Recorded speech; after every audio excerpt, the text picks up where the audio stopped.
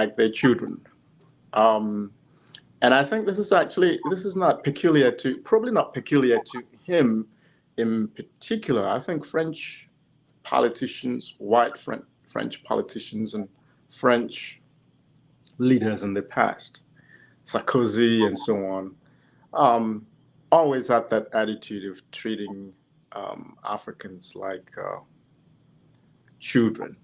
So I think the decision in Europe and in the West right now is, oh, we gotta go out and try to hand out some kind of carrot to these guys before they they make the mistake of going with the Soviet Union and China. So this is just, brinkmanship between the West and China and Russia. It has nothing at all to do with the interests of the Africans. And I think that some, I don't know about all, but some of the African leaders totally understand. I mean, this is timed at the same period that the African Union leaders went to Russia to speak to Putin, and there's a very openly admitted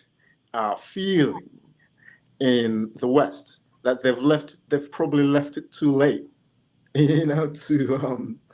to try and curry favors with people in the global South. And I think there's also a certain anxiety around Lula da Silva returning to power in Brazil and pushing some of these ideas. You can see there's the meeting that Modi of India has just had with Biden. So it's on all fronts trying to make sure that, first of all, as the Ukrainian president put it at the beginning of the war, to try and get these Africans to actually understand what's going on and what's at stake. Like they're kids, like they don't know what's going on. But that's only one part of it. I think the other aspect to the clip that you just played is about taking responsibility. And I think that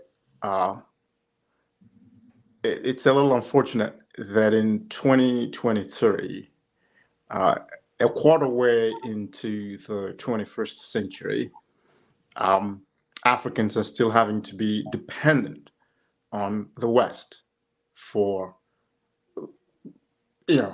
basic things like vaccines and so on and so forth, that we don't have the wherewithal. Well, we do have the wherewithal, actually, that we don't have the technology, the technical know-how, the medical facilities, and so on and so forth to not have to ask, to actually spearhead the discovery and development of these kinds of things for our own populations, in which case we wouldn't have to beg anyone. The West does a very good job of taking care of most of its own.